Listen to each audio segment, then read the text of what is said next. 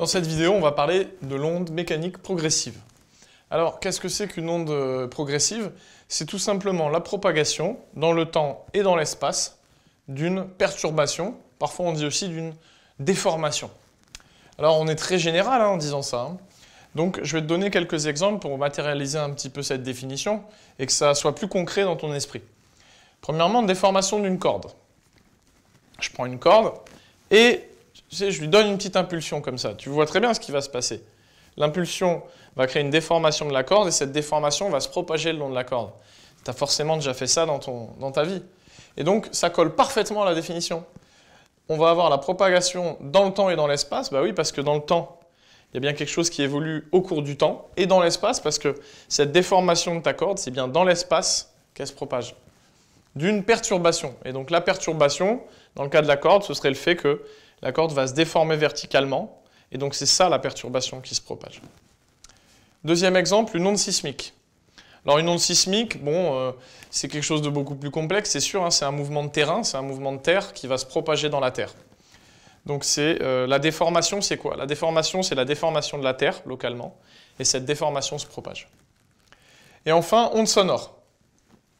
Un peu moins concret, palpable, mais si je tape dans ma main, comme ça, le son est arrivé jusqu'au micro, là, avec lequel on est en train de faire la vidéo. Donc c'est bien qu'il y a eu propagation de quelque chose, de mes mains jusqu'au niveau de la caméra. Donc c'est propagation dans le temps et dans l'espace, d'accord, d'une perturbation. Alors qu'est-ce que c'est que la perturbation dans le cas de l'onde sonore? Ben, c'est le fait qu'avec ma main, je viens écraser des couches d'air.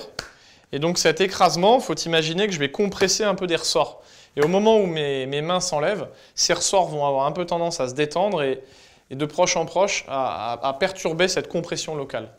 Donc, bon, je te le dis un petit peu avec les mains. Disons que l'onde sonore, voilà, c'est une succession de compression et décompression de couches d'air qui se propagent. Alors maintenant, une fois qu'on a vu la définition, il va falloir qu'on sorte quelques quantités de ça.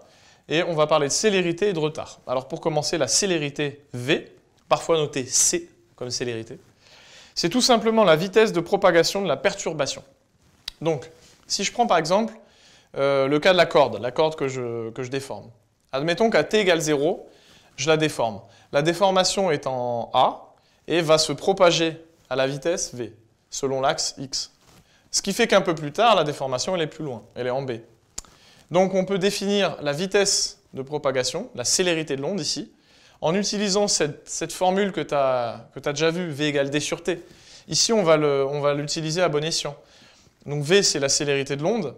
AB, c'est la distance parcourue par l'onde pendant un temps T, puisqu'il a fallu aller de T égale 0 à T pour aller de A à B. Le temps pour aller de là à là, du coup, c'est bien T. Donc V égale AB sur T. Donc maintenant, on va passer au retard taux. Donc taux, c'est un temps. Donc ça se note taux, mais c'est bien un temps, ce qui veut dire que c'est en secondes. Donc on recommence avec le schéma, sauf que cette fois-ci, je le condense sur un seul axe, sur un seul schéma, pardon. Donc l'onde. L'onde, au départ, elle est en pointillé, là. Elle est en A, mais elle se propage à la vitesse V. Ce qui fait qu'un peu plus tard, elle est en B, donc elle est ici. Donc ça, on l'a déjà compris. Mais maintenant, je vais t'introduire juste la notion de retard. Donc la perturbation en B, à l'instant t égale taux, qui est le retard. C'est la même que celle qui était en A, mais non pas à t égale taux, mais en t égale 0. Puisqu'elle s'est propagée, c'est la même. C'est juste qu'elle s'est déplacée dans le temps et dans l'espace. Donc en x égale 0 et à t égale 0, c'est la même qu'en x égale b et en t égale taux. Alors maintenant, que vaut ce retard taux?